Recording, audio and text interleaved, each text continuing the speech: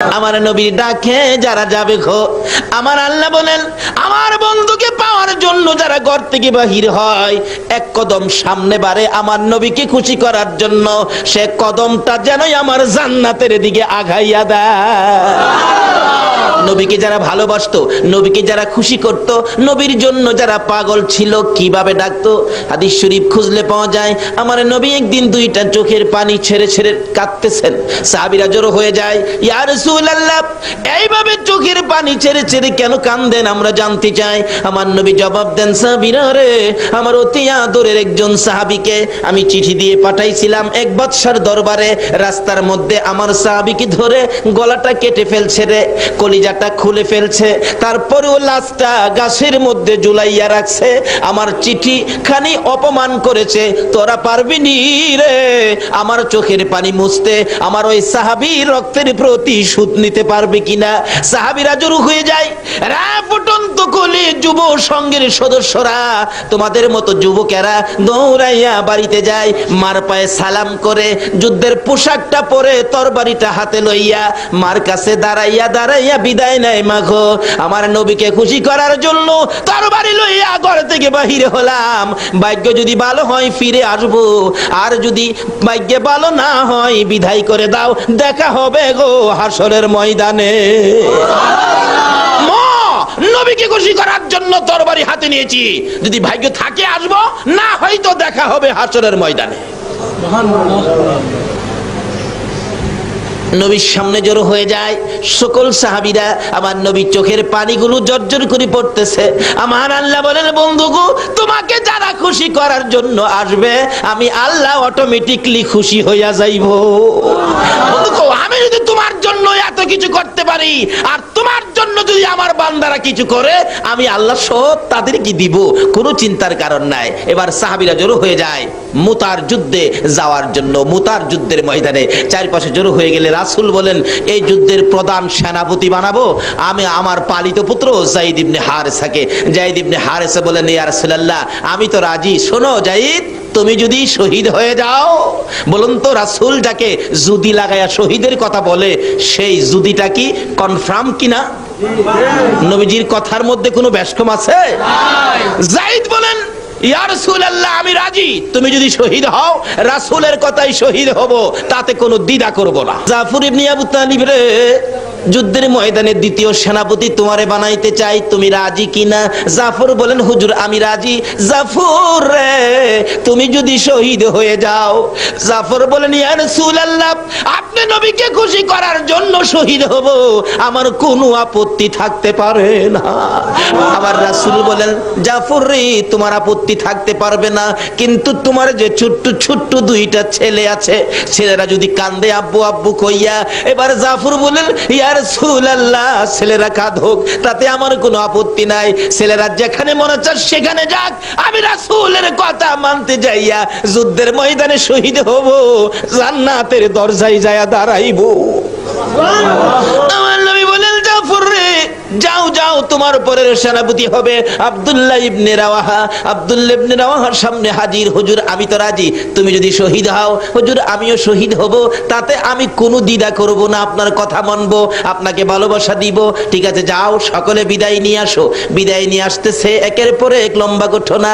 বিদায় নিয়ে এসে নবীর সামনে দাঁড়াইতেছে আমার নবীর পালিত পুত্র যায়েদ ইবনে হারেসাকে ডেকে বলেন, যায়েদ রে, তুমি তো প্রধান সেনাপতি হবে, আমাকে খুশি করার জন্য তুমি কি সেনাপতির দায়িত্ব পালন করতে রাজি?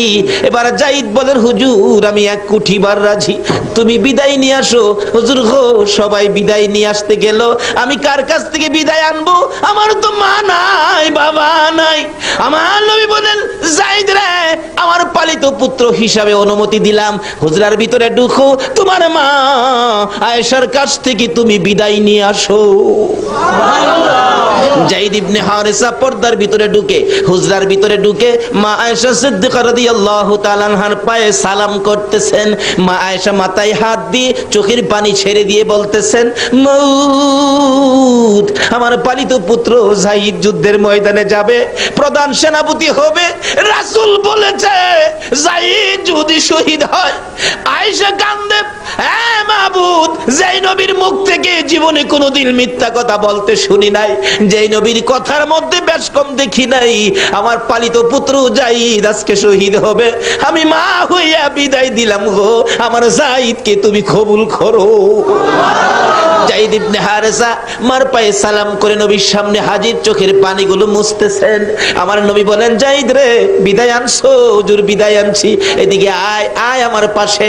আমার নবী নিজে যায়েদের গায়ে যুদ্ধের পোশাক পরাইয়া তরবারিটা হাতে উঠাইয়া দিয়ে বলতেছেন, যায়েদ, প্রধান সেনাপতির দায়িত্ব দিলাম রে আমি রাসূলের হাতে, দেখি কিভাবে প্রধান সেনাপতির দায়িত্ব পালন করবি। উঠো দেখি, ঘোড়ার উপরে উঠো। চট করে লাফ মেরে ঘোড়ার উপরে উঠছেন, তরবারি হাতে নিয়ে বলতেছেন, ইয়া রাসূলুল্লাহ, বলুন তো আপনি খুশি হইবেননি? জীবন দিতে যায় জিজ্ঞেস করে আপনি খুশি হবেননি? আপনারা কি পারবেন এই রাত্রের কিছু সময় দিয়ে আমার রাসূলকে খুশি করতে?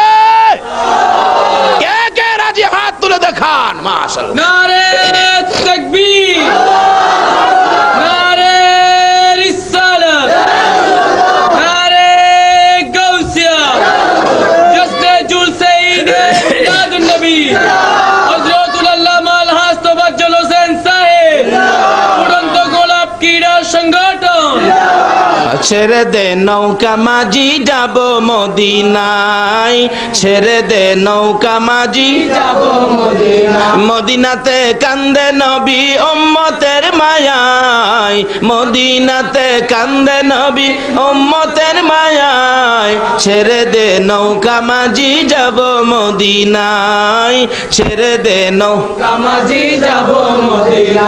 নবী মদিনাতে আছে শুইয়া, গুনাহগার উম্মতের মায়া, মদিনাতে আছে গুনাহগার উম্মতের মায়া, সেই নবীরই প্রেমে সবাই পাগল হও না, সেই নবীরই প্রেমে সবাই পাগল হও না। ছেড়ে দে নৌকা মাঝি যাব মদিনা, ছেড়ে দে নৌকা মাঝি যাব মদিনা, ছেড়ে দে নৌকা মাঝি যাব মদিনা। সেই নবীর প্রেমে পাগল হইয়া, সাত সমুদ্র পারি দিয়া, নবীর প্রেমে পাগল হইয়া, সাত সমুদ্র পারি দিয়া, নবীর রওজা জিয়ারতে হব রওয়ানা, নবীর রওজা জিয়ারতে হব রওয়ানা, ছেড়ে দে নৌকা মাঝি যাব মদিনা, ছেড়ে দে নৌকা মাঝি যাব মদিনা। ভাই সাহেব, কষ্ট হইতেছে আপনাদের? সাহাবীরা জীবন দিত নবীর জন্য, আমরা কি একটা রাত্র দিতে পারবো না? নবী খুশি হবে না বেজার হবে? বলে, হুজুর আমরা রাতের খবর কি নবী পাইবো? আসল কি নবীজি মদিনায় আছে কিনা বলুন তো? এখন সজাগ না ঘুমো? আপনারা কে কে কি করতেছেন নবী দেখতেছে কিনা? সমস্ত ঠিকানা CSR আর খতিয়ান সহ আমার নবী দেখে। তাহলে এখন নবী খুশি হবে না বেজার হবে? আল্লাহ বলবেন, বন্ধু গো, এরা কি তোমার পাগল? আমার রাসূল রওজা পাক থেকে এখন আর বসে না, শোয়া না, এখন বসে গেছে। আল্লাহ বলেন, আমার বন্ধুর রওজারে পর্দাগুলো উঠাইয়া দাও। রাসূল এখন বাংলাদেশের দিকে তাকিয়ে আছে। এই ফুটন্ত কলি সোনার ছেলেদের আয়োজনের এই মাহফিলের দিকে তাকিয়ে রাসূল দুইটা হাত বাড়ায় ডাকতেছে, প্রভু গো, আমার এই পাগলদেরকে কি তুমি মাপ দিবা না? আমার আল্লাহ বলতেছেন, বন্ধু গো, যাদের জন্য তুমি মাপ চাও এটা কি আমি ফিরাইতে পারি? যাও, তোমার চাওয়া মাফ আমি কবুল করে নিলাম। জোরে জোরে কোন সুবহানাল্লাহ। এই মাপ রাসূল যদি আমাদের জন্য আল্লাহর দরবারে দরখাস্ত করে মাপের জন্য, আল্লাহ মাফ করে দিবে। এই মাপ পাইছি কিনা এটাও তো বোঝা দরকার। ভাই সাহেব, মিথ্যা কথা কইেন না। মাপ পায়া থাকলে মনটা শান্তি লাগবে, ভালো লাগবে, বসে থাকতে ইচ্ছা করবে। এখন কি আপনাদের অশান্তি লাগে নাকি শান্তি লাগে? বসে থাকতে ইচ্ছা হয় না? বাসায় যাইবেন গা? আচ্ছা, কে কে বাসায় যাইবেন গা একটু হাত তুলে দেখান। কবি বলেন, ইয়ে হাম সব মুসাফির হ্যাঁ वही आखिर ठिकाना, कोई आगे रोआना है, कोई पीछे रोआना। আমরা যেখানে আছি, যেই যত মজবুত করে বিল্ডিং বানান না কেন, আল্লাহ বলে এটা মুসাফির খানা। বানাইতেছো তুমি কতদিন থাকবে, তোমার পরের হেরা আইতেছে।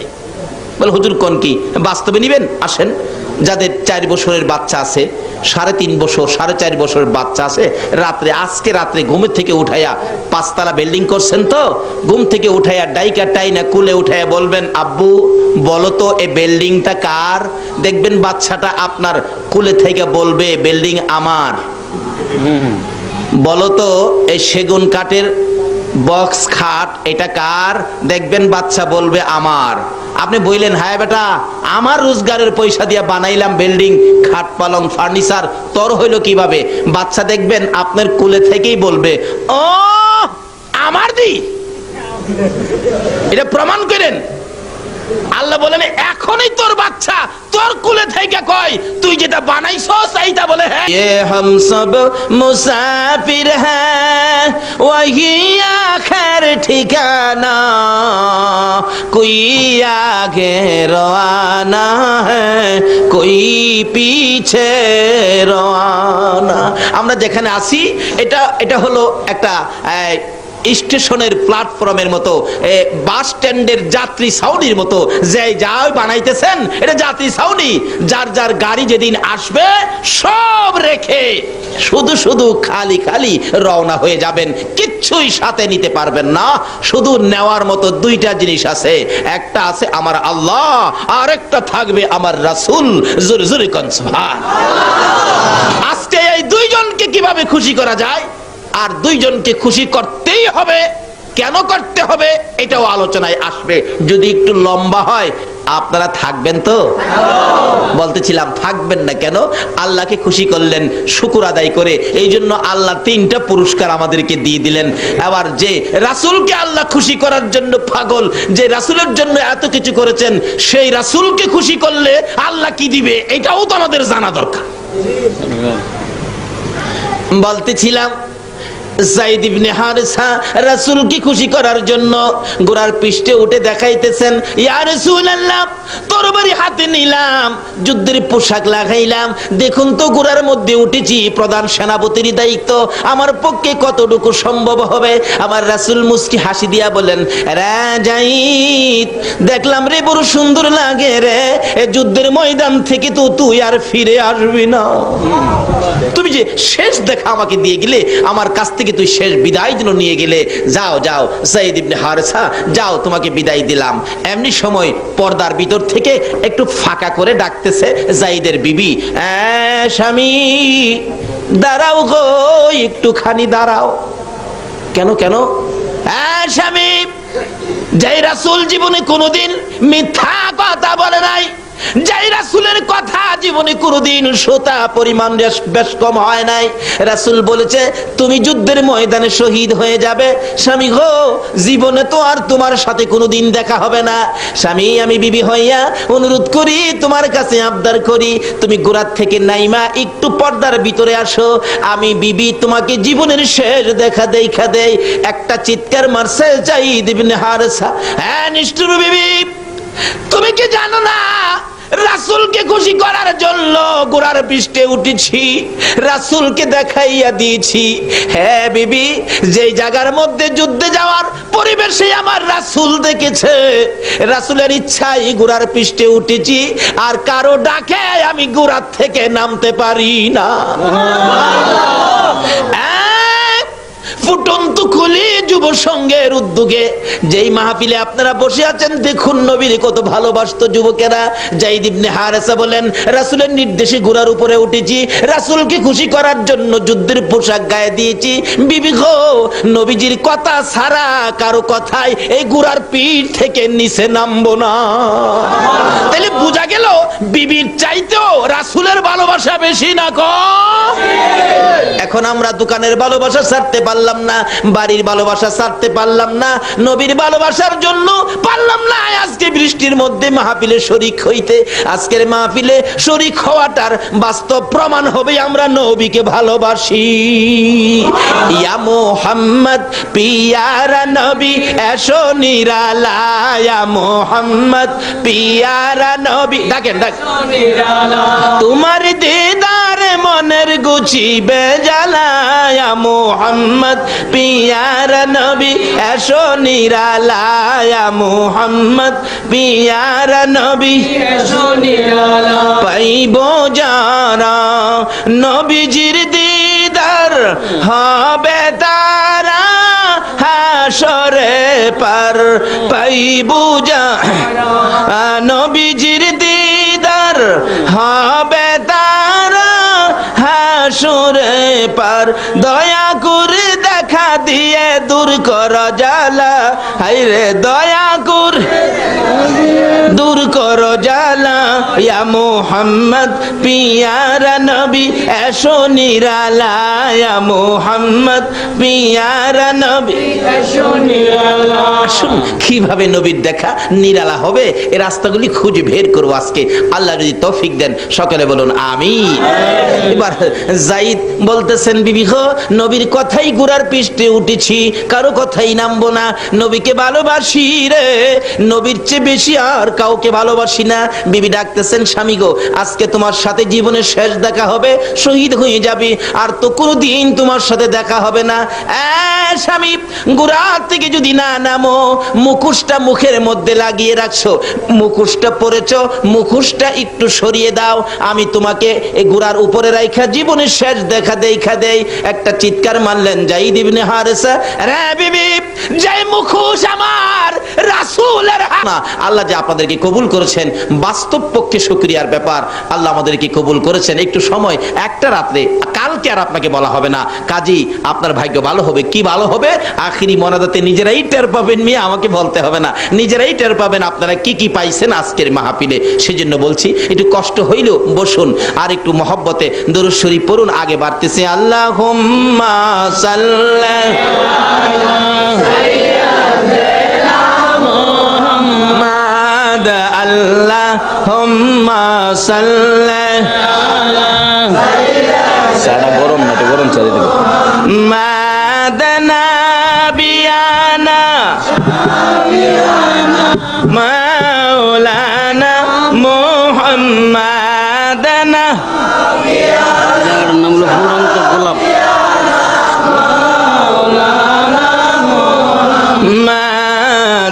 মাদাল্লাহুম্মা সাল্লি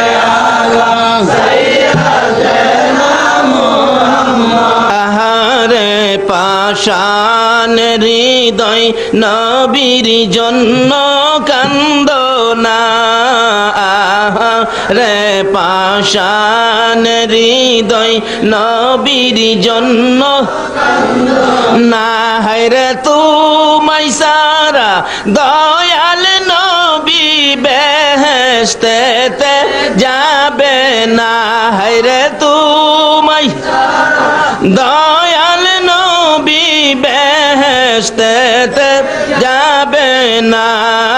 আল্লাহুম্মা সাল্লি আলা সাইয়্যিদিনা মুহাম্মাদ, আল্লাহুম্মা সাল্লি আলা সাইয়্যিদিনা মুহাম্মাদ, মুহাম্মাদ, আল্লাহুম্মা সাল্লি সাদা গরম না তো গরম চাই দেব মাদানা বিয়ানা মাওলানা মুহাম্মাদানা, জায়গাটার নাম হলো ফুরন্ত গোলাপ।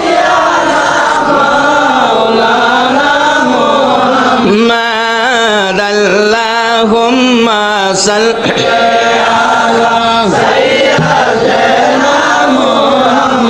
আহারে পাষাণ পাষাণ হৃদয় নবীর জন্য কান্দ না রে পাষাণ হৃদয় নবীর জন্য না হায়রে তোমায় সারা দয়াল নবী বেহেশতেতে যাবে না হায়রে তোমায় দয়াল নবী বেহেশতেতে যাবে না আল্লাহ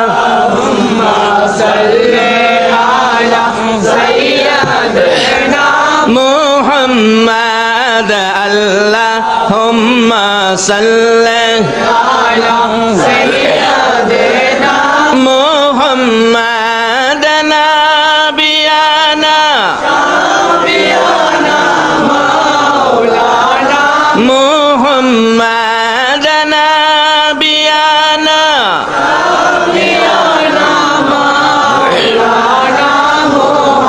বালাগাল উলা বিকামালিহি কাশাফাদ দুজা বিজামালিহি আসনাত জামিউ খিসালিহি সাল্লাল্লাহু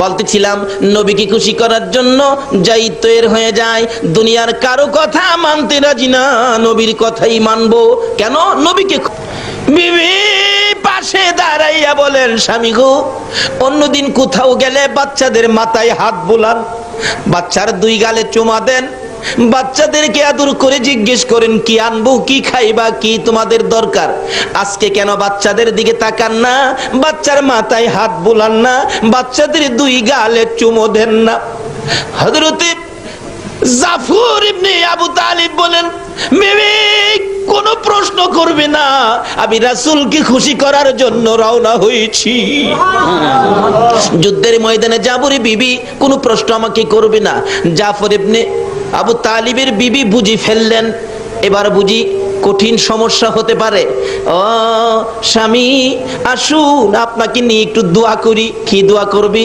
হ্যাঁ স্বামী প্রত্যেক যুদ্ধে যাওয়ার সময় আপনি দোয়া করেন আর আমি আমিন আমিন বলি আজকে একটা শর্ত আমি বিবি দোয়া করব আপনি আমিন বলবেন ঠিক আছে দুইটা বাচ্চা জাফর ইবনে আবু তালিবের দুই পাশে বসে বাবার সাথে কচি দুইটা হাত বার তালিব একবার ডান দিকে চাই আবার বাম দিকে চাই মউত এই কচি হাত আর তো বাবার সাথে বাড়াইতে পারবে না এই কচি কচি বাচ্চারা জীবনে তো আর কোনোদিন বাবা কইয়া ডাকতে পারবে না মাবুদ গো তাতে আমার কোনো দুঃখ নাই আমি কি তোমার রাসূল খুশি করতে পারবো কচি কচি বাচ্চা ফালাইয়া যায় যুদ্ধের ময়দানে রাসূলকে খুশি করার জন্য আজকে আপনারা পারলেন না বাচ্চাদেরকে বিছানায় ঘুম পাড়াইয়া মাহফিলে শরীক হয়ে রাসূল খুশি করতে কারা আসছেন খুশি করার জন্য নিশ্চয়ই আপনার মা আপনারা যখন মায়ের পেটে ছিলেন মা এই নবীর উপর দুরূদ শরীফ পড়ছিল দুরুদের তাসীর আপনাদের গায়ে আছে বিদায় আজকে আপনারা এই মাহফিলের মধ্যে শরীক হয়েছেন আর এই মাহফিলের দিকে পাও বাড়াচ্ছেন নিশ্চয়ই আপনাদের পাও কদম গুলো জান্নাতের দিকে আগায়া যাচ্ছেন বলতেছিলাম জাফর ইবনে আবু তালিব বলেন বিবি দোয়া করো বিবি অনেক কিছু বললেন শেষ মুহূর্তে বলতে চাইতেছেন আমার স্বামীকে যুদ্ধের ময়দান থেকে বীর বিক্রমের মতো যুদ্ধ করাইয়া আবার বাড়িতে ফিরাইয়া দিও এই কথাটা বলার আগে হযরতে জাফর ইবনে আবু তালিব বিবির হাতে তরবারি দিয়ে আঘাত করে বলেছেন বিবি রে এই দোয়া করিস না রাসূল বলেছে আমি যুদ্ধের ময়দানে শহীদ হব রে আমার পরের সেনাপতি হবে আব্দুল্লাহ ইবনে রাওয়াহা এই দোয়া যদি সমস্ত পৃথিবীর মানুষে করে ফিরে আসার জন্য এই দোয়া আমার আল্লাহর দরবারে কবুল হবে না আরে নবীর প্রেমের পাগল যারা প্রেম খেলা খেলে হায়রে নবীর প্রেমের পাগল যারা প্রেম খেলা খেলে নবীর প্রেমে ওয়াস করনি দন্ত দেয় ফেলে নবীর প্রেমে করনি দন্ত দেয় ফেলে নবীর প্রেমের পাগল যারা প্রেম খেলা খেলে, হাইরে নবীর প্রেমের পাগল সারা প্রেম খেলা খেলে। হানজালা পাগল ছিল নবীর প্রেমে জীবন দিল, হানজালা পাগল ছিল নবীর প্রেমে জীবন দিল, গোসল করাইলো তারে ফেরেশতার দলে, গোসল ফেরেশতার দলে। নবীর প্রেমের পাগল যারা প্রেম খেলা খেলে, হাইরে নবীর প্রেমের পাগল সারা প্রেম খেলা খেলে। পাগল ছিলেন হযরত আলী, সূর্যের সাথে কথা বলি, পাগল ছিলেন হযরত আলী, সূর্যের সাথে কথা বলি, নামাজে আমি পড়লে তুমি যাইবে রে তলে, নামাজে আমি পড়লে তুমি যাইবে রে তলে। নবীর প্রেমের পাগল যারা প্রেম খেলা খেলে, হাইরে নবীর প্রেমের পাগল সারা প্রেম খেলা খেলে। বলতেছিলাম নবীর প্রেমে পাগল হইয়া জাফর ইবনে আবু তালিব বিবির হাতের মধ্যে তরবারি দিয়ে আঘাত করে হাত নামাইয়া দিয়া তরবারিটা লইয়া একটা দৌড় মারছে, যুদ্ধের ময়দানে যাবে। পিছন দিয়া বিবি ডাকে, স্বামী গো একবার পিছে ফিরে চাও না, তোমার জীবনের শেষ দেখ। আমার নবী কান্দে, আজরাইল তুমি তো বলতেছো হাতটা হালকা করে রাখছো, আমি দেখি রে আজরাইল এত কষ্ট এত ব্যথা পাইতেছি, মন কয় আমার বুকের উপর যেন 7টা আকাশ 7টা জমিন পুরাটাই বুকের উপর চাপাইয়া দিছো। আরে আজরাইল 7 আসমান 7 জমিন যদি বুকের উপর চাপাইয়া দেওয়া হয়, মনে হয় এত কষ্ট আমি পাইতাম না। আজরাইল রে আমারে কষ্ট দাও নাই, তুমি বলেছো এত কষ্ট আমি পাইতেছি। আমার আল্লাহ বলেন, বন্ধু একটু কষ্ট তোমার দেওয়ার কারণ আছে, সেই কারণটা আইসা গেছে বাছান। আমার নবী বলছে, আজরাইল ও আজরাইল তোমার কাছে একটা আবদার করি, এই মুহূর্ত থেকে কিয়ামত পর্যন্ত আমার উম্মত যারা হবে রে আজরাইল, আমার উম্মত যারা হবে, একবার বলুন আল্লাহু আকবার, আমার উম্মত যারা হবে রে আজরাইল, এই মুহূর্ত থেকে কিয়ামত পর্যন্ত আমার উম্মতের রূহ বের করতে যা কষ্ট তুমি দিবা, একটা আবদার করি, সকল উম্মতের রূহ বের করার কষ্ট ব্যথা দুঃখ সব আমি মুহাম্মদের বুকে চাপাইয়া দাও। আরে উম্মতের কান্ডার নবী রহমতের ভান্ডার, বলুন উম্মতের কান্ডার নবী, নবী বিনে রোজ হাসরে কে করিবে পার, নবী বিনে রোজ হাসরে কে করিবে পার, উম্মতের কান্ডার নবী রহমতের ভান্ডার, উম্মতের কান্ডার নবী, মোদের নবী দয়ার সাগর, গুনাহগার উম্মতের পাগল, মোদের নবী দয়ার সাগর, গুনাহগার উম্মতের পাগল, রোজ হাসরে সেজদায় পড়ে কাঁদবে যারে যার, রোজ হাসরে সেজদায় পড়ে কাঁদবে যারে যার, উম্মতের কান্ডার নবী রহমতের ভান্ডার, উম্মতের কান্ডার নবী। যাইয়া দেখো মদিনাতে কান্দে নবী দিনে রাইতে, যাইয়া দেখো কান্দে নবী দিনে। এমন বাচ্চা ঘুম পাড়ায়, বাচ্চা কোলে নিয়ে ঘুম পাড়ায়, মা স্তনের দুধ খাওয়ায় আর বাচ্চাকে ঘুম পাড়ায়, মা ঘুম পাড়ায়, বাচ্চা দুধ খাইতে খাইতে মার কোলে ঘুমিয়ে গেলে মা বাচ্চাকে বিছানায় শোয়া আস্তে করে মুখ থেকে মা স্তনটা বাইর করে নিয়ে আসে, বাচ্চাটা ঘুমাইয়া গেলে মা আস্তে করে স্তন মার বাচ্চার মুখ থেকে বের করে নিয়ে আসে। হুজুর বাচ্চা যেমন ঘুমিয়ে গেলে মা স্তন মুখ থেকে বের করে নিয়ে আসে, বাচ্চা খবর পায় না গো নবী, এর চেয়ে আরো সুন্দর করে আপনার উম্মতেরা ঘুমিয়ে যাবে, আমি আজরাইল রূহ আরো আস্তে করে বের করে নিয়ে আসবো। সেই নবী চিনা, নবী মানা, নবীর উম্মত হওয়া, নবীর পক্ষে থাকা, বলুন আমাদের দরকার আছে কিনা? বাবারা, তাহলে কি লাভ হবে? আসুন সামনে মহব্বতে আরো দুরূদ মদিনায় পাঠান। আল্লাহুম্মা সাল্লি সাইয়্যিদানা মুহাম্মাদ, আল্লাহুম্মা সাল্লি মাওলানা বালাগাল উলা বিকামালিহি কাশাফাত দুজা বিজামালিহি হাসনাত জামিউ খিসালিহি সাল্লু। শামাউন বলেন, এরে হাসান বসরি, আমার এতদিনে এই পরামর্শটা দিলি, আমি আমানো হব, আখিরি নবীর উম্মত হব, আমি কালিমা পড়ব।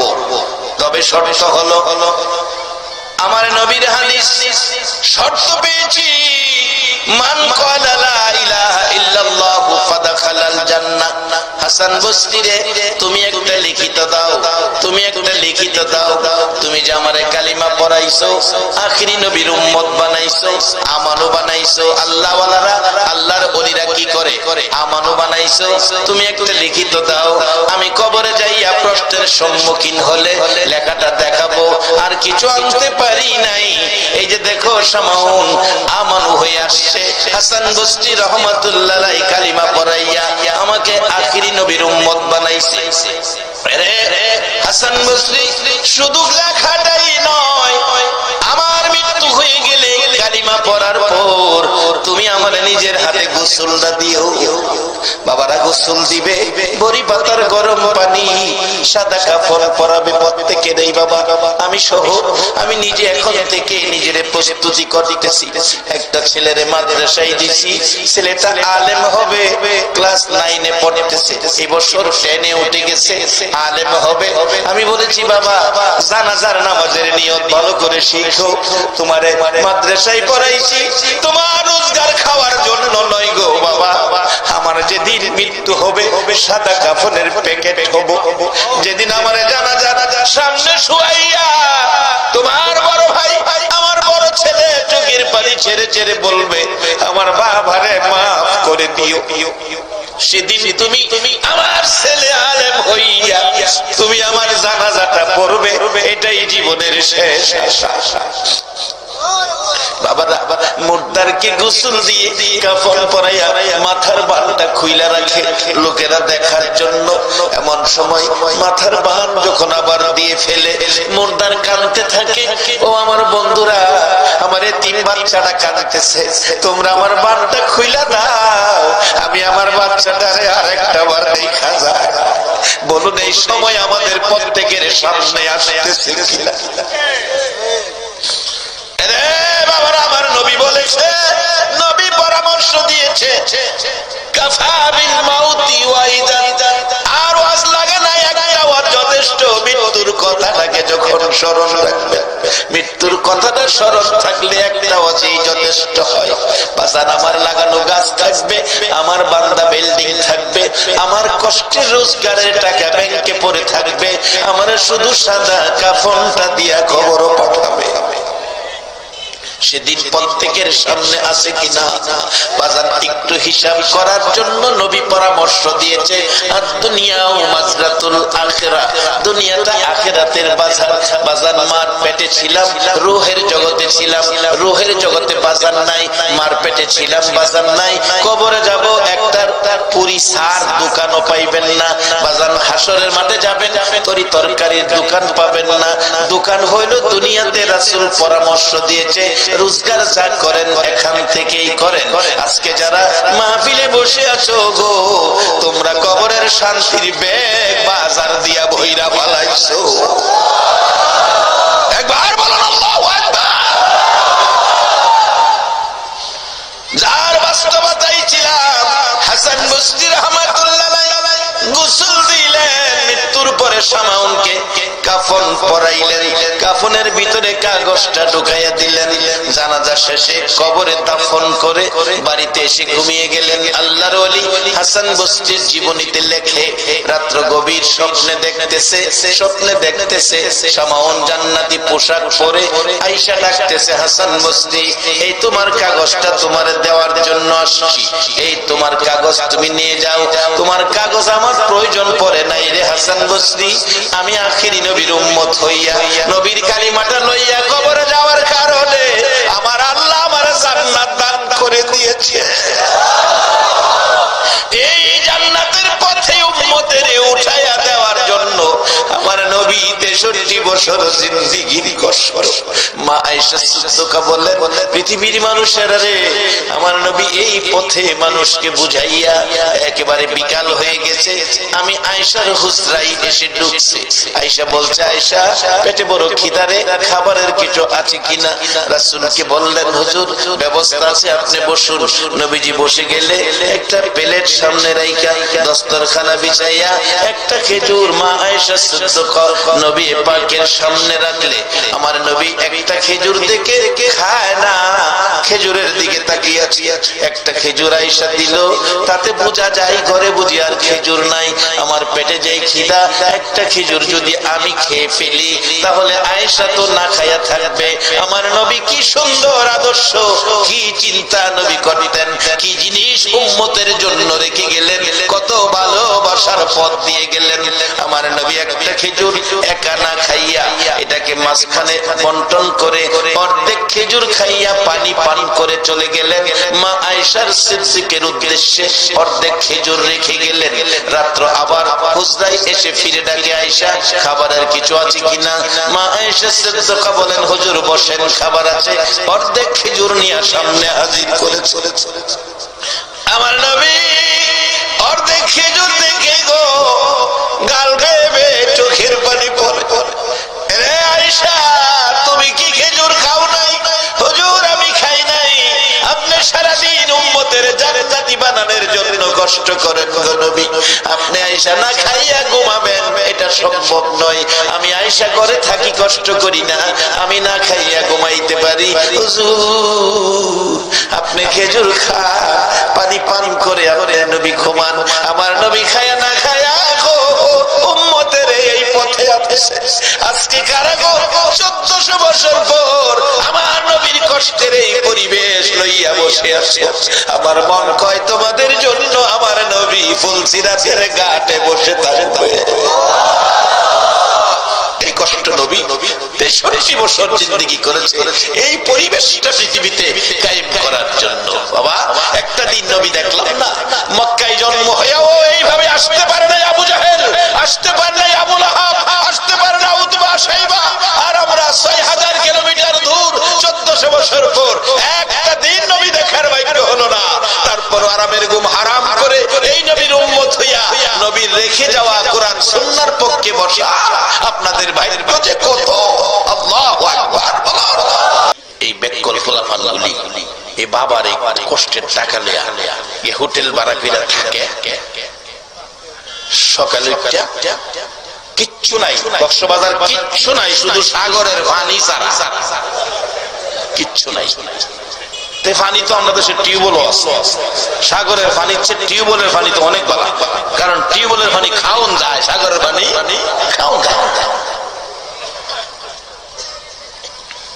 খালি পানি দেয় আর এটা না, এরপরে কি করে জান না? তো আপনারা তো দেখছেন না, জানা গেছে দেখি সকালবেলা গেছি, দোকান খুলতেছে, অনেক দোকান দেখি খালি দেখি শর্ট প্যান্টের দোকান, শর্ট প্যান্ট, অন্য কোনো ভালো জিনিসের দোকান নাই। আর বার্মিজ স্যান্ডেলের দোকান আছে। বাবুল ভাই আছে, ওই ক্যাসেট করতেছে, উনি চিটাঙ্গের মানুষ। বার্মিজ বার্মায়া কিছু ফন্সের স্যান্ডেল আছে, আর শুধু শর্ট প্যান্ট। শর্ট প্যান্ট চিনছেন তো? এটা ব্যাঙ্গে বোঝান লাগবো, ব্যাঙ্গে বুঝাই গুমটাও ব্যাঙ্গে। এক বেচারা ফাইজমা বানাইছে, নামাজি মানুষ, ফাইজমা তো যে বানাইছে গড়ার নিচে গেছে, গড়ার নিচে ফাইজমা বিন্দা তো নামাজ হবে না। সকালবেলা স্ত্রীর কইছে, কই গো ফুলার মা, ফাইজমাটা বড় হয়ে গেছে, এটা আদাত কাইটটা কমায় আসে, এটা বালা করে সিলাই আর একটু নামাজের জন্য এটা সুবিধা না। জোহরের সময় নামাজ পড়তেছে, পোলার মার খেল নাই, এটা আর করে নাই। ফাইজমা বইরা দেখে আগের জায়গাতে। পরে মেয়েরে কইতেছে, মা তোমার মারে কইলাম কথাটা শুনো না, তুমি এটার আদাত কমায় আইলে সিলিদা দিও। মেয়ে কো আব্বা আমি সিলিদা দিব। আসরের সময় পড়তে এসে আয় দেখে আগের জায়গাতে। কি গো মায়া? আব্বা আমার মন নাই। ফোলার বউ রে কইছে, বউ দুজনে কইলাম শুনো না, তুমি তো ফোলার বউ, আমার কথাটা শুনো, এটার আদাত কমায় সিলিদা দিও। মাগরিব পড়তে এসে আয় দেখে আগের জায়গাতে। কি গো? আব্বা আমার মন নাই। ছোট বোন আছেন, একটা বোনের কইছে, বোন গো হেরা তো করলো না, তুই তো আমার বোন, ভাইয়ের দরদটা তোর কাছে আছে। ভাই কি করতাম? কয়টার আদাত কমাইস। আচ্ছা গেছে গায়ে এসার করতে হয়েছে আগে জায়গা। কিরে কব ভাই আমার মন নাই। পরে বেচারা মনটা কষ্ট, সার জন্য পেলাম কাজটা করলো না। পরের দিন সকালবেলা ঘুম তুইটা কেউ উঠছে না ঘুমতে, বাড়ি অনেক স্বামীর মনে কষ্ট দিচ্ছি, স্বামীর মনে কষ্ট দিলে এটা আল্লাহ মানতো না, কাজটা খারাপ করছি। তাড়াতাড়ি কেউ ঘুমতে না উঠবার আগে এটা আদাত কেটে সিলি দিয়ে ধুয়ে রাখছে। মেয়ে ঘুমের থেকে উঠতে কয় আব্বার মনে কষ্ট দিছি, মা বাবার মনে কষ্ট দেওয়া বড় ব্যথা। মেয়ে ওটা আদাত তিলিতে ধুয়ে দিচ্ছে।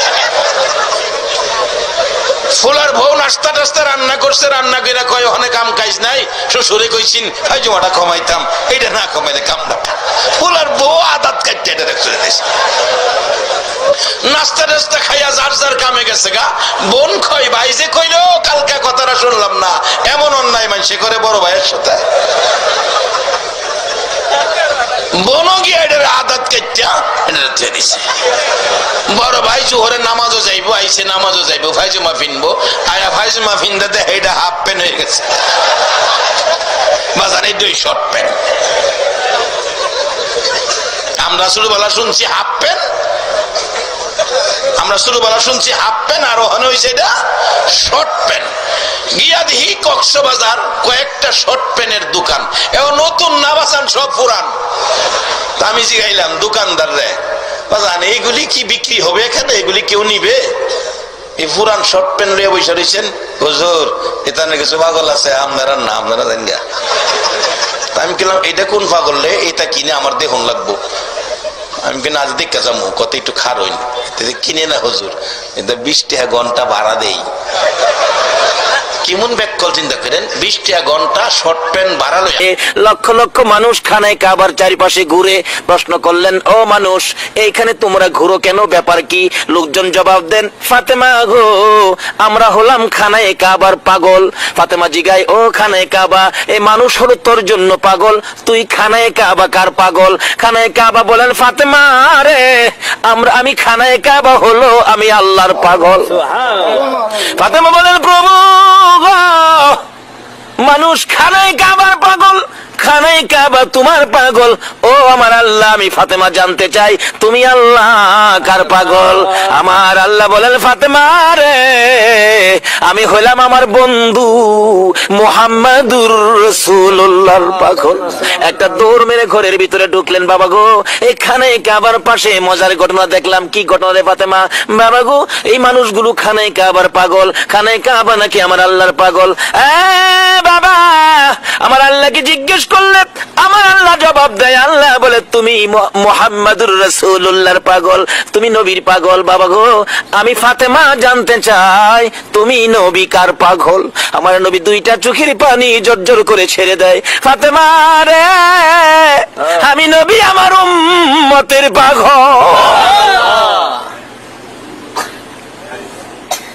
আল্লাহু আকবার, আল্লাহু আকবার।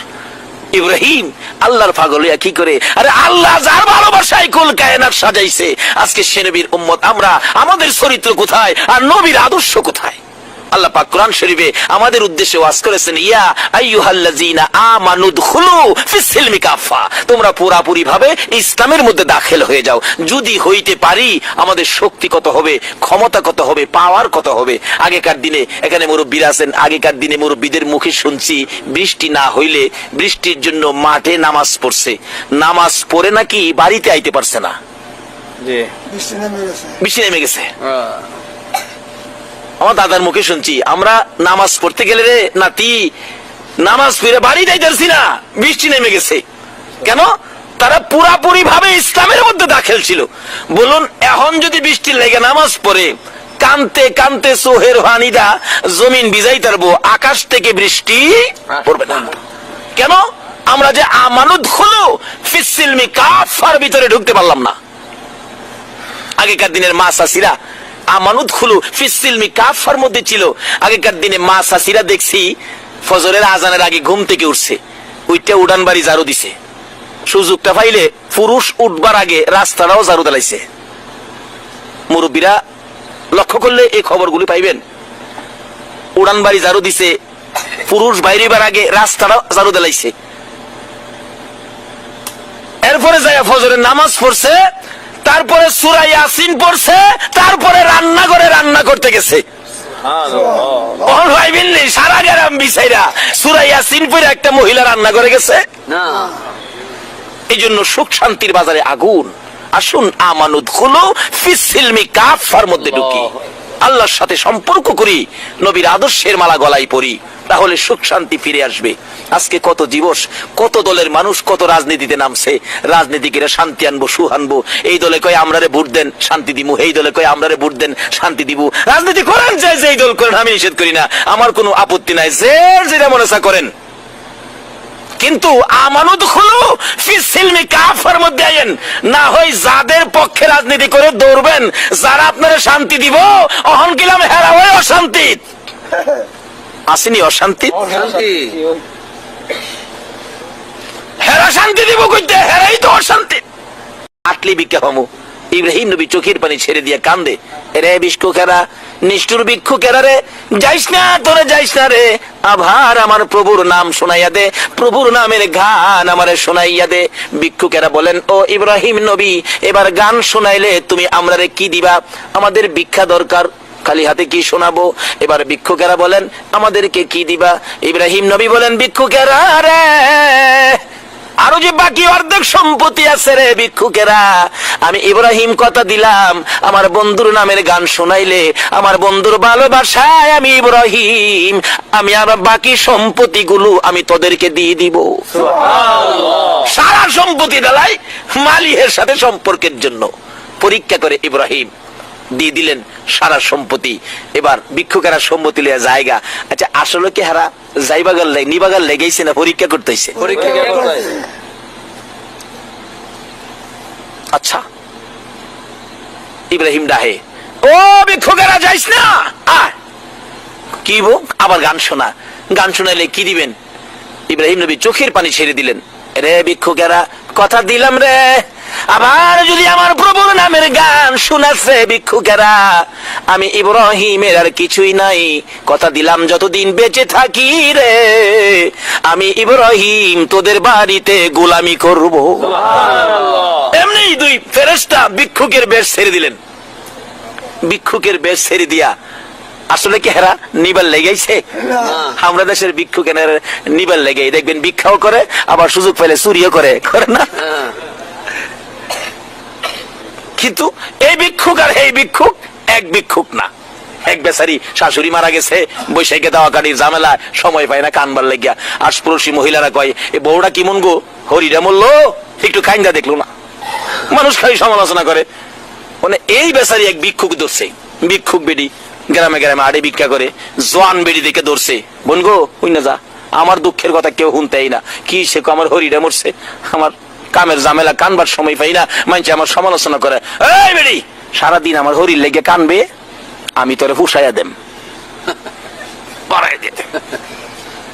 আচ্ছা কোন তো যে বেডির হরি মরছে, এই বেডি হরির মায়ায় কানবো, হরি আমারে মায়া করছে, জিয়ের মতো দেখছে, মায়ার মতো দেখছে, আমার না লইয়া খাইছে না, আমি গোসল না করলে বইয়ে রয়েছে, গোসল ভাত খাইয়া গিয়া গোসল করবি, এরকম মায়া করতো হরি আমারে। এই মায়া হরি লেগে বউ কানবো, মানে এই ভিক্ষুক বেডি কানবো কি কইয়া? বেডি তো মালের লুবে বইয়া কান্দে, মাগো মা দেওই না কি না ওই দে, মাগো মা আল্লাহ ওই দে না হিজ না ওই দে, মাগো মা দান ওই দে না সাইল ওই দে। দান দিলে তো ঠগা, এবার তো দানও সাইল নাই। মাগো মা দান ওই দে না সাইল ওই দে, কম ওই দে না বেশি ওই দে, এই বিরে কি গো, কি গস হ্যাঁ বোন গো, দুঃখে কান্দি। আচ্ছা এই বেটির দুঃখ আর এই বেটির দুঃখ এক দুঃখ হইব? আমরা দেশের ভিক্ষুক আর ফেরেশতা ভিক্ষুক এক বেশের ভিক্ষুক হইব? ওই ফেরেশতারা কয়, হ্যাঁ ইব্রাহিম, আমরা দুনিয়ার স্বার্থপর ভিক্ষুক নয় রে, আমরা হলাম আল্লাহর ফেরেশতা। আল্লাহু আকবার। আমরা এসেছিলাম, আমার আল্লাহ তোমাকে ভালোবাসে, তুমি আমার আল্লাহকে ভালোবাসো, তোমাদের ভালোবাসা পরীক্ষা করার জন্য আমি ইব্রাহিমের কাছে এসেছিলাম। আমরা দুইজন ফেরেশতা, ভিক্ষুক নয়, লও তোমাদের সম্পদ, ও ইব্রাহিম তোমার সম্পদ তোমারে দিয়ে গেলাম। আজকে ইব্রাহিমকে এত পরীক্ষা, ইব্রাহিম নবীকে পরীক্ষা তো ফাঁস করলেন, কিন্তু এত পরীক্ষাই তো আমরা পড়ি না। একটু পরীক্ষা করলেই তো মাশাআল্লাহ আমরা ডাইলিয়ে যাইগা। বলতেছিলাম আমরা আমানুদ খুলু ফিসিলমি কাফার মধ্যে যদি ঢুকতে পারি আমাদের পাওয়ার বাড়বে, দাম বাড়বে। আমার নবী কি শিক্ষা দিয়ে গেলেন? আমানুদ খুলু ফিসিলমি কাফার মধ্যে ঢুকতে গেলে এই রূপ আমাদের মধ্যে থাকতে পারবে না। কারো ক্ষতি করা, কারো বিপদে ফালানোর চিন্তা করা, এটা থাকতে পারবে না। আমার নবীর আদর্শ কি ছিলেন? আবু জাহেল গর্ত করছে, নবীরে মাইরা লাইতো, নবী তো পার হয়ে গেছে, অহন গর্তের ভিতরে ফইরা আছে কে? আবু জাহেল। 70 গজ মাটির নিচে, কিতাব লেখে 70 গজ মাটির নিচে থেকে ডাকতেছে, তোরা কারারে আর রশি দিস না, আর মাটির নিচে নিস না, আমার বাতিজা কই, বাতিজা সারা উঠাইতে পারবি না। একজন দৌড়ে গিয়ে খবর দিছে, নবী গো, ও নবী, আপনার চাচা 70 গজ মাটির নিচে, বলুন আমরার লগে যদি এমন দুশ্মনী কেউ থাহে আর 70 গজ মাটির নিচে খবরটা ভাই, হ্যাঁ খালি ইঙ্গিতে কই দিত না, আরে দুইটা চা খালি পুষাই দিস না, শেষ হয়ে যাক। আরে দয়াল নবী প্রেমের ছবি আর আসবে না জগতে, আমার দয়াল নবী প্রেমের ছবি আর আসবে না হাসর দিনে উম্মত বিনে, হাসর দিনে উম্মত বিনে যাবে না নবীজি বেহেশতে, দয়াল নবী প্রেমের ছবি আর আসবে না জগতে, আমার দয়াল নবী প্রেমের ছবি আর আসবে না। 63 সাল জিন্দিগি কাছে বলে উম্মতি, 63 সাল জিন্দিগি কাছে বলে উম্মতি, এখনো কান্দে শুয়ে মদিনাতে নবী, এখনো কান্দে শুয়ে মদিনাতে, দয়াল নবী প্রেমের ছবি আর আসবে না জগতে, আমার দয়াল নবী প্রেমের ছবি আর আসবে না। আমার নবী কত দয়ার নবী, মায়ার নবী, এত দুশ্মনী করার পরেও নবী তার দুশ্মনী করতে আসে না।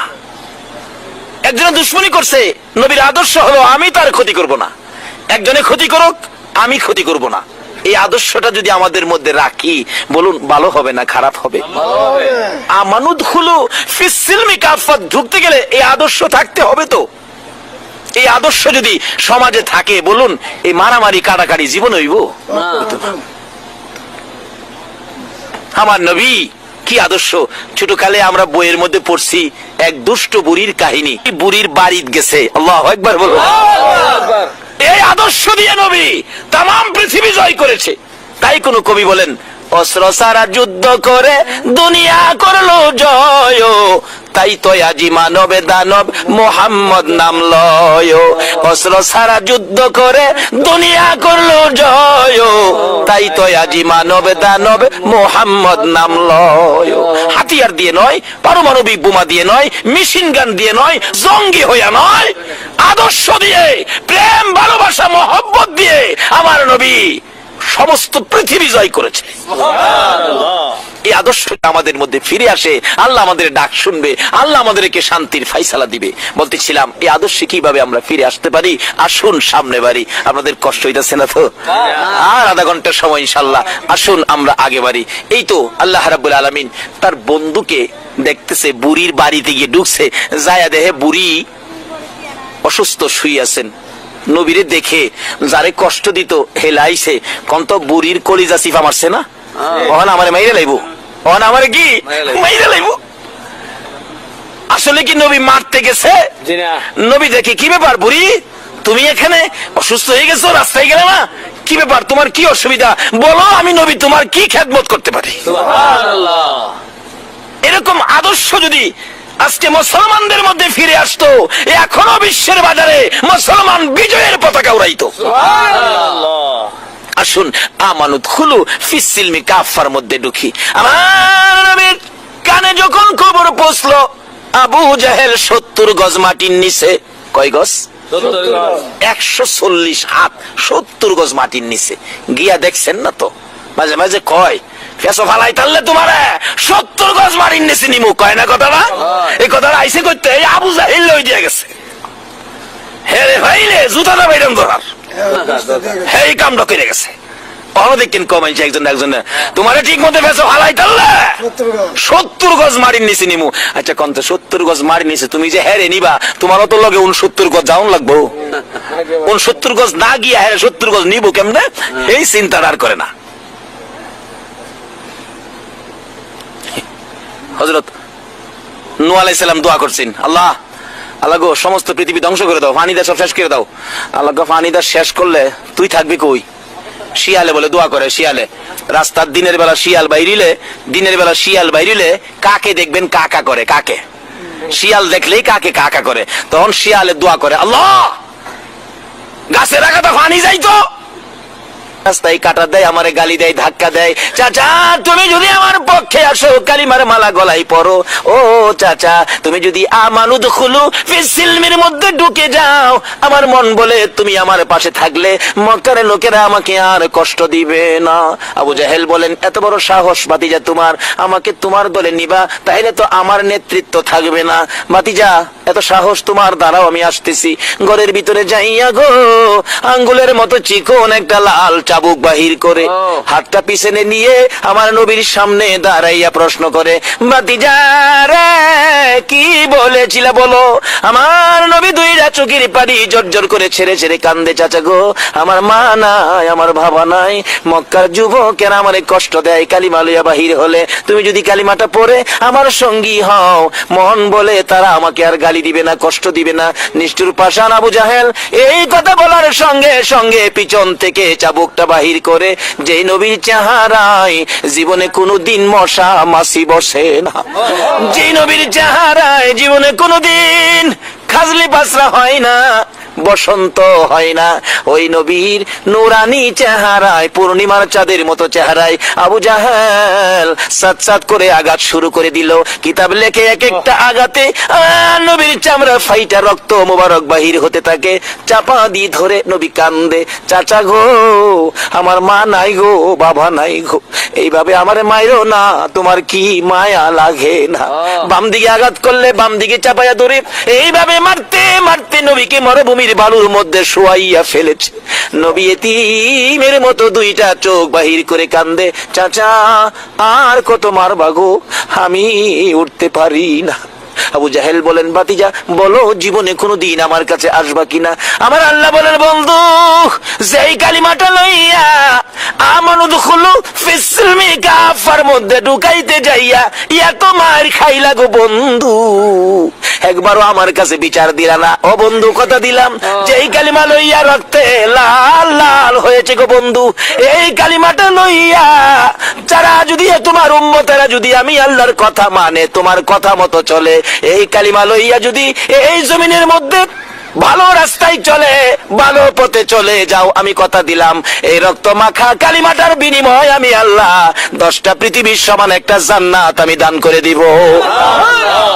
এত কষ্ট দিলেন যে আবু জাহেল, এই আবু জাহেল 70 গজ মাটির নিচে আমার নবী খবর পায়া দৌড়ে আইতাছে।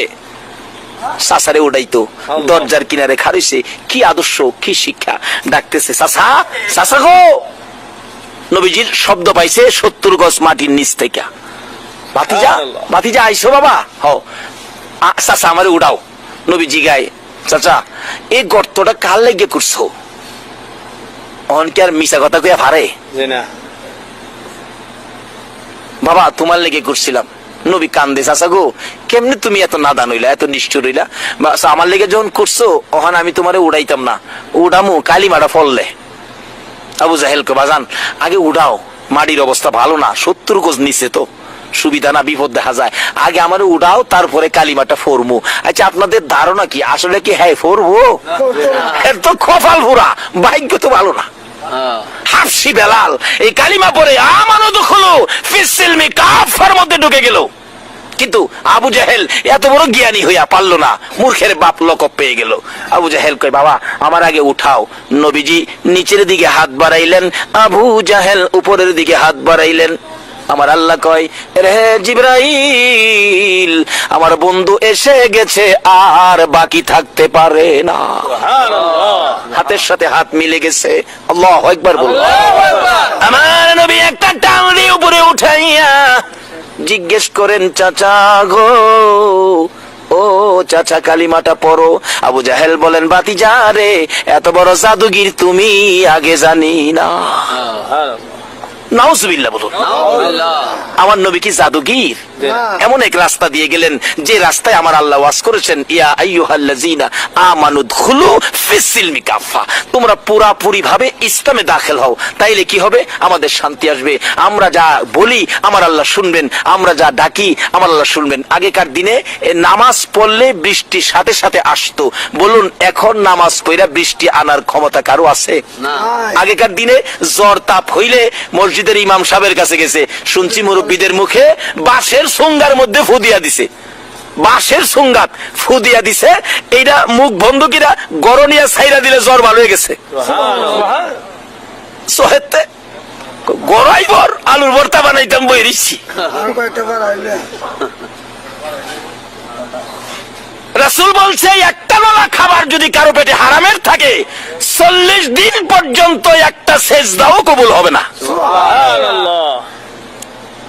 আরেক বেটার ক্ষেত্রে ভিয়াইজ আলুর ভর্তা খাইয়া নামাজ পড়তো, যা নামাজ পড়ছে ঠিক কিন্তু কবুল হয় না।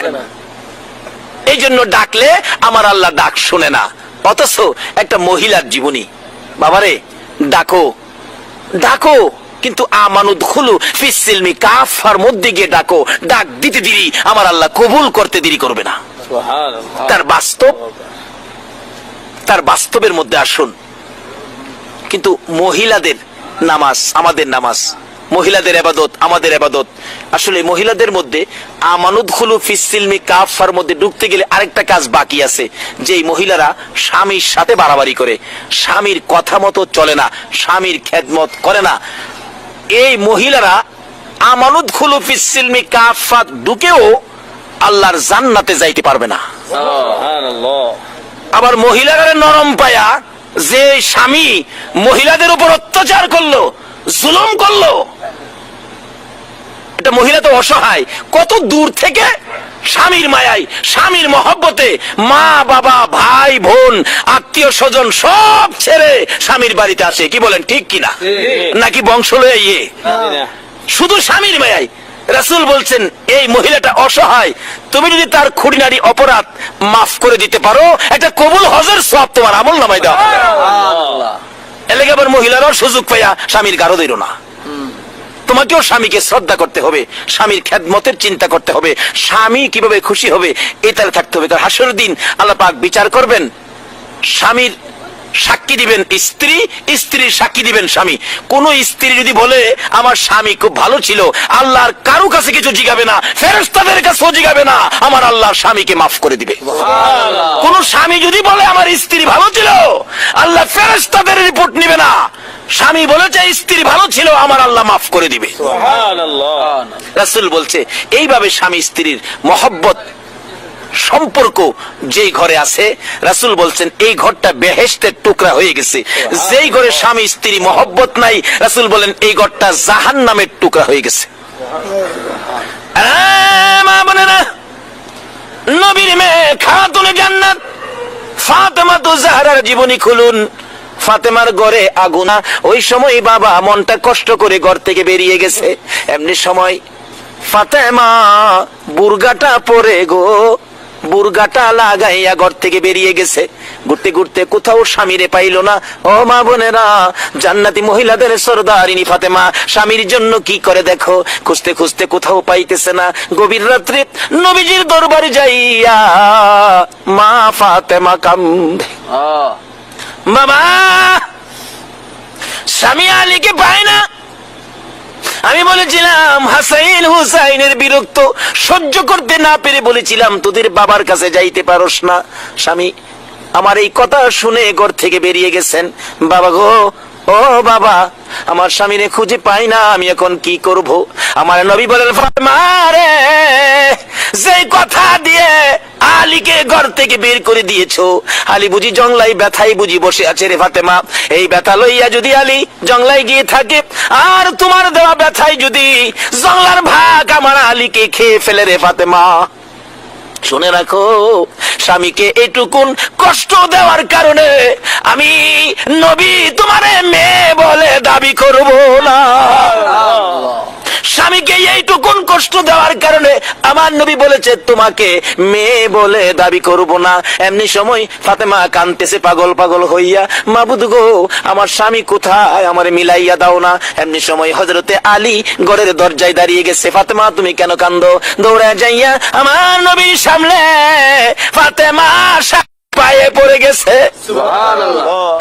মা বোনেরা, স্বামীর কাছে যদি কোনো অপরাধ করো, দেরি করো না, জলদি করে যাইয়া স্বামীর পায়ে পড়ে যাও। ফাতেমা শিক্ষা দিয়েছে জান্নাতি মহিলাদের সরদার হইয়া স্বামীর পায়ে পড়ে কাঁদতেছে। আলী মুস্কি মুস্কি হাসতেছে, স্বামী গো, আমাকে ক্ষমা করে দেন গো, আমি যে আপনাকে কষ্ট দিয়েছি, ক্ষমা করে দেন। হযরত আলী বলেন, ফাতেমা রে, আমার কোনো কষ্ট নাই রে ফাতেমা, আমার কোনো কষ্ট নাই। এবার আমার নবীর মেয়ে খাতুনে জান্নাত ফাতেমা তো জাহরা বলেন, বাবা গো, এবার বলেন আমার স্বামী আমার প্রতি কোনো কষ্ট নাই, বলেন আমি ফাতেমার হাসরের দিন মেয়ে বলে মাইনা নিবেননি। এই আদর্শে ফিরে আসুন। ও মা বোনেরা, স্বামীকে কষ্ট দিবেন না, সন্তানের দিকে লালন পালনের দায়িত্বে যান। সন্তানের লালন পালন দায়িত্ব, নামাজ যেমন ফরজ, গার্জিয়ানের উপর সন্তানের লালন পালন তদরূপ ফরজ। এটা অসহায় অসহায় একটা বাচ্চাকে লালন পালন করেন, আল্লাহ যে কত খুশি হয়। বাচ্চারা তো অসহায়, সে তো বুঝে না ভালো মন্দ। তাই এদিকে আসুন এবং বাচ্চার কাছে থাকেন, স্বামীর খেদমতে থাকেন, ময় মুরব্বীদের খেদমতে থাকেন। আর খালি মহিলারাই করবে, স্বামীর দায়িত্ব নাই, এরকম না। রাসূল বলছে, তুমি বাজারে কিছু খাইলে তোমার বিবির জন্য নাও, তুমি 2 টাকার বাদাম খাইলে 1 টাকার বাদাম তুমি বাড়িতে নাও, তাহলে এই ঘরে মহব্বত থাকবে। তুমি মিষ্টি আদাশের খাইলে বিবির জন্য 1 পোয়া নাও। এখন তো আমাদের চরিত্রে এটা নাই, নিজেরা খাইতে রাজি, বিবির লেগে নিতে রাজি না। যদি বিবি কোনদিন কয় একদিন আমার লাগে 1 কেজি মিষ্টি আইনছে, আরো দমক মারে, অত শখ হয়েছে কেন মিষ্টি খাইবার লেগে, উচিত জিনিসই আনতারি না। দমক না দিয়ে 1 কেজি না পারো, 2টা মিষ্টি বিবির হাতে দাও। যদি এই মিষ্টি আনাতে তোমার বিবি খুশি হয়, তাইলে ঘরে শান্তি মহব্বত পয়দা হবে, এই ঘরে রহমত বরকতের ভান্ডার আমার আল্লাহ খুলে দিবে। কাজী স্বামীও স্ত্রীকে মহব্বত করবে, স্ত্রী স্বামীকে মহব্বত করবে। নবীর কথা মতো এই ভালোবাসায় ফিরে আসুন, তাইলে আপনি নামাজ পর্যন্ত করলেও শেষ করা যাবে না। আমরা একটা আলোচনায় থাকবো, আমানত খুলু ফিসমি কাফায় ঢুকবো। যে কাজ করলে পুরাপুরি ইসলামে থাকা যায় আমরা সে কাজ করব, মহিলারাও করবে, সেই অনুরোধ আমরা মহিলাদেরকে করব। তাই আসুন আজকের এই মাহফিলে আমরা দোয়া করি, আল্লাহ যেন আমাদেরকে রাসূল পাকের দেখানো রাস্তায়, আল্লাহ পাকের খুশির রাস্তায় চলার তৌফিক আমাদেরকে দান করেন। সেজন্য আমরা দোয়ায় শরীক হব। সকলে দোয়ায় শরীক হন। আল্লাহুম্মা আমিন। রব্বানা যালামনা আনফুসানা ওয়া ইল্লাম তাগফির লানা ওয়া তারহামনা লানাকুনান্না মিনাল খাসিরিন। রব্বিরহামহুমা কামা রাব্বায়ানি সগীরা। রব্বুল আলামিন, মাবুদ, জান্নাতের বাগানে বসে গো জান্নাতি মেহমান নিয়ে হাত বাড়াইলাম।